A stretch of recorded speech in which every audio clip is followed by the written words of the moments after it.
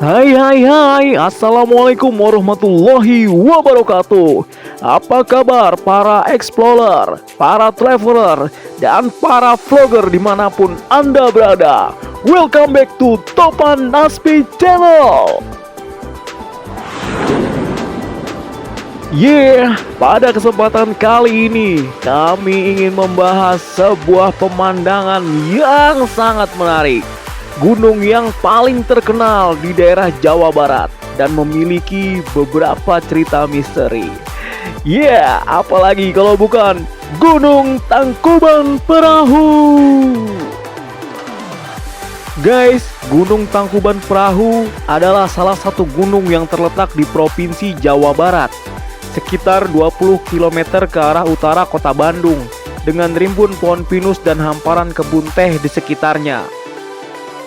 Gunung Tangkuban Perahu mempunyai ketinggian setinggi 2000,84 meter. Bentuk gunung ini adalah stratovulkano dengan pusat erupsi yang berpindah dari timur ke barat. Guys, sepanjang sejarahnya, aktivitas yang terjadi di Gunung Tangkuban Perahu telah membentuk 13 kawah.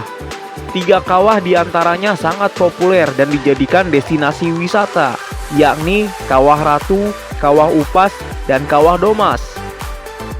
Sementara perincian 13 kawah lengkap sebagai berikut. Kawah Upas terdiri dari Kawah Upas Termuda, Kawah Upas Muda, dan Kawah Upas Tua. Kawah Ratu juga terdiri dari Kawah Ratu 1920, Kawah Ratu Muda, dan Kawah Ratu Tua.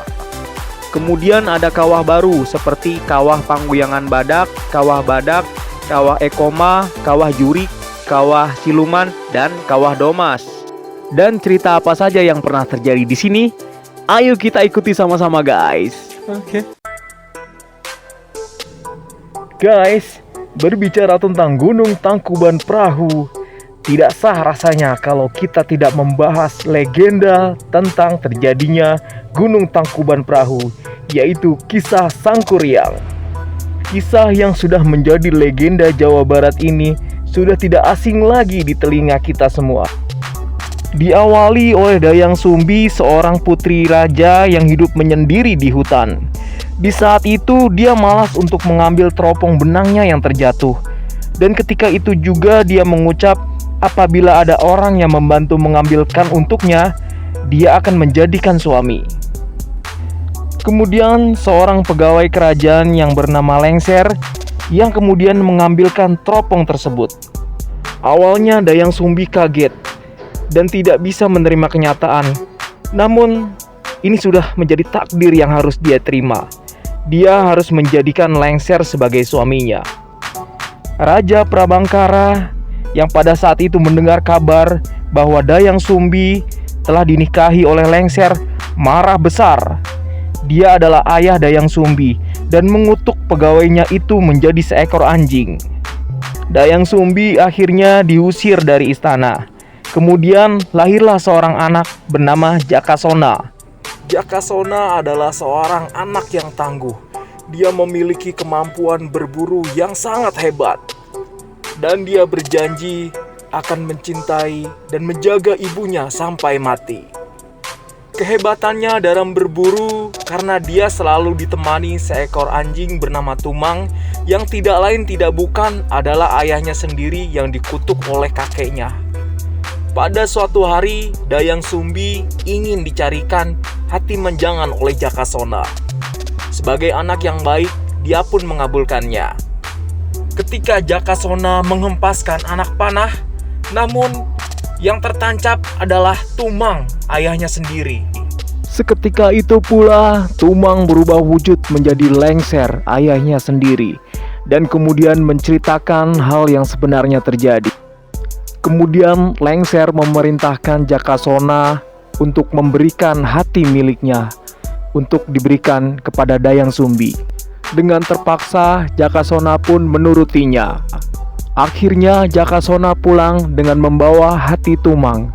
Namun dia menceritakan hal yang terjadi. Jakasona benar-benar menyesal. Namun Dayang Sumbi tidak bisa memaafkannya. Dia sangat marah dan tanpa sengaja memukul kepala Jakasona. Jakasona pun pergi dari rumah. Kemudian dia masuk ke dalam gua, kemudian dia bertapa selama 10 tahun dan dia pun berubah nama menjadi Sangkuriang. Dia membantu rakyat yang ditindak oleh kakeknya sendiri. Tak lain adalah Raja Prabangkara. Dia bertemu seorang wanita cantik bernama Larasati yang mirip dengan Dayang Sumbi. Dan sebenarnya dia memang Dayang Sumbi yang sedang menyamar agar terhindar dari pencarian ayahnya. Dia ingin menikahi ibunya sendiri, namun Sumbi menolak dan memberikan syarat bahwa dia harus membendung Sungai Citarum dan membuat danau serta membangun sebuah perahu. Karena cintanya yang sudah terlalu besar, Sangkuriang pun menyanggupinya. Ketika hari sudah pagi, Dayang Sumbi mengatakan bahwa Sangkuriang telah gagal dan dia harus mengurungkan niatnya untuk menikahi dirinya. Dayang Sumbi mengatakan jika dia tetap bersikeras, dirinya akan menghilang selamanya. Namun Sangkuriang tidak peduli. Dia tetap mengejar Dayang Sumbi. Kemudian Dayang Sumbi berubah menjadi bunga. Sangkuriang sangat marah dan menyesali perbuatannya. Namun semua itu sudah terlambat. Dia pun menendang perahu yang dibuatnya keras-keras. Dan jadilah Gunung Tangkuban Perahu. Guys, menilik jejak terakhir kali Gunung Tangkuban Perahu itu meletus adalah adanya 3 letusan freatik gunung api Tangkuban Perahu yang tercatat terjadi pada tanggal 8 Oktober 2013. 3 letusan itu adalah terhitung ke-11 kalinya Gunung Tangkuban Perahu meletus dalam sejarah. Terjadinya 3 letusan tersebut diawali dengan aktivitas vulkanik yang meningkat sejak 5 Oktober 2013. Banyaknya letusan Gunung Tangkuban Perahu di tahun 2013 lalu itu bisa dikatakan menjadi sebuah sejarah, guys.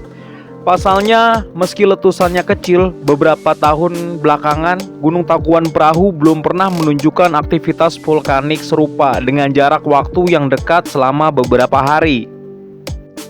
Berdasarkan penelitian yang dilakukan Van Bemmelen pada 1934 diketahui bahwa Tangkuban Perahu terbentuk setelah meletusnya Gunung Sunda Purba. Mengutip berbagai sumber lainnya dari kotasubang.com dan visitbandung.info, konon Gunung Sunda Purba ini merupakan gunung berapi yang sangat besar dengan ketinggian 2000 meter di atas permukaan laut. Gunung Sunda ini meledak dengan hebat sekitar 50.000 tahun yang lalu. Saking begitu hebatnya, letusan tersebut meninggalkan lubang menganga dengan diameter 5-10 km. Lubang menganga bekas letusan tersebut diberi nama kaldera Sunda. Di dalam kaldera Sunda inilah terbentuk gunung baru, yaitu Tangkuban Perahu. Demikianlah, seiring berjalannya waktu hingga saat ini tercatat Tangkuban Perahu masih menunjukkan aktivitas vulkanik.